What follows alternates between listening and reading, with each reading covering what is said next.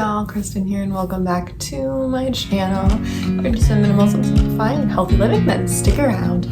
So in this video, I'm going to be talking a little bit about potential reasons why decluttering is really stressful for you, why you maybe start decluttering and then you give up every single time because you lose that motivation, you lose that momentum, or just maybe some reasons why decluttering just doesn't work for you.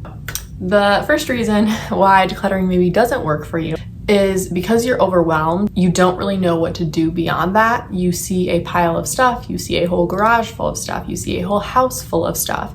You see an overwhelming amount of items around you and you don't know where to start. You don't know how to tackle it, you don't know what to do. You're just simply so overwhelmed to the point where the part of your brain, the logical part of your brain shuts off. You can't make any decisions because it feels like there's just too many things and there's no place to start. Second reason is you just don't know what items you should tackle first. So, there's a whole wide array, right? There's items like clothes, like shoes. There's items from your kitchen, like dishware. There are, paper items. There are sentimental items. There are miscellaneous items. There are so many different categories and so many different rooms and places where you could go to. And so a lot of times people just don't know where to even tackle that. Recommendation would be start with something that is the easiest. So start with trash items first, then move into clothes, shoes, purses, then move into dishware, then move into those sentimental items that are a little bit harder to clutter.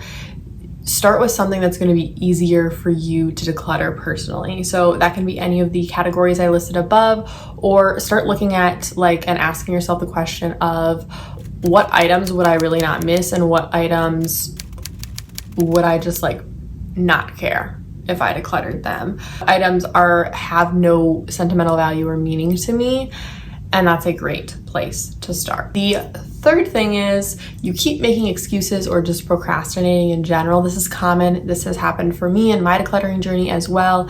It's very easy to just kind of make excuses, procrastinate, do other things to avoid doing the thing that you know that you need to do. One way that I overcome this is I change my language, I stop making excuses, and I start small. I set a timer for 5 minutes and I declutter 5 things. So if that is picking all the trash in my kitchen, then that's what I'm doing. If it's weeding through all my t-shirts in my closet in 5 minutes, that's what I'm doing. So it's figuring out and setting a timer for 5 minutes and doing a small section. Maybe it's one drawer in your bedroom. Maybe it's part of your closet. Maybe it's your sock drawer. Maybe it's your makeup items that are expired. Start really small and then build up and work from there. Setting a timer and saying I only need 5 minutes. 5 minutes, that's it. 5 minutes. I can do 5 minutes. Helps you make less excuses, and also just changing your language around it.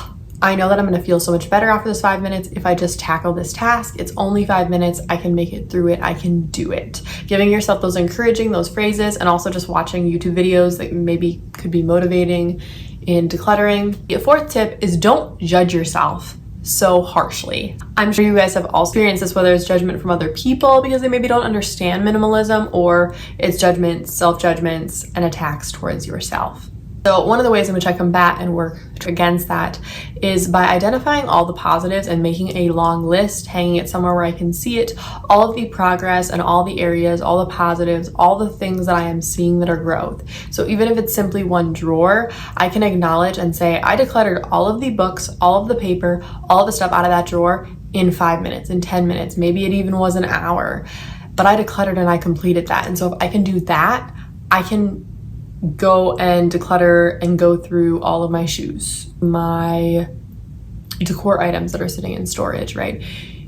If you notice those changes and really accentuate them and give yourself those encouragers, that's going to help you continue to gain momentum and continue on this journey, this process.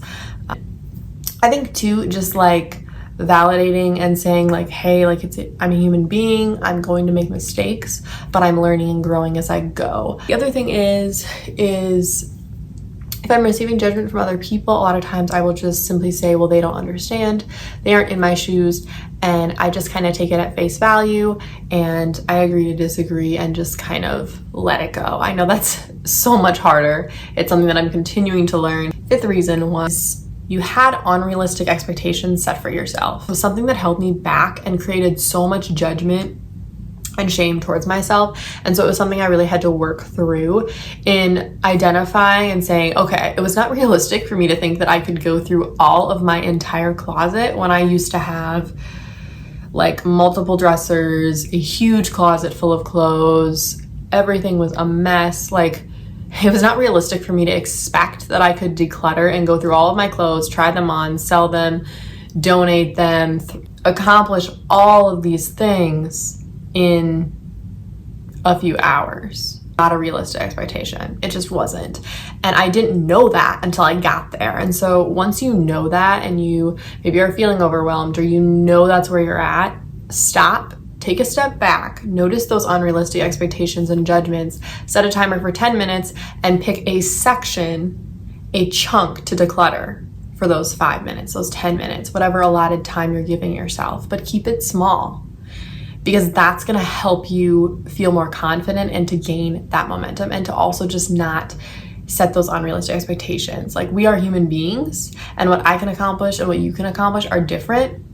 And also the amount of items that we have, our lifestyle, so many factors go into decluttering. And so it's gonna be different for everybody. And so figure out what's realistic for me. Ask that question, because what's realistic for me is probably not realistic for you. This one is comparison with others. And I'm guilty of this, you know, especially as someone who is on YouTube and watches other YouTubers who pursue minimalism that looks a lot different than what it does for me.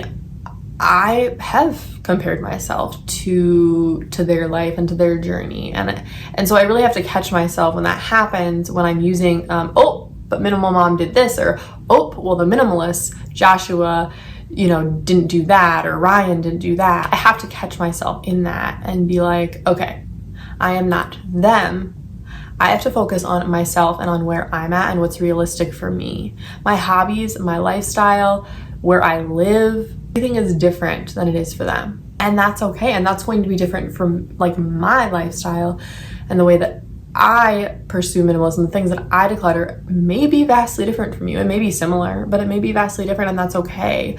We can still learn from each other and make adjustments. And that's what I hope, is that in these videos, and in this video specifically, that you can use it as a guide, but not like following it to a T, because you have to really make it work for you and just use the tips that I'm giving you, but then tweak them to really fit for you. I would say get off social media, set limits. You may need to unfollow certain people, but the biggest thing is really try to focus and shift your focus onto yourself and where you're at, not on where other people are at. Otherwise, I hope this video brought some value to you all. I love you all. Have a great rest of your week, and I will see you guys in the next one.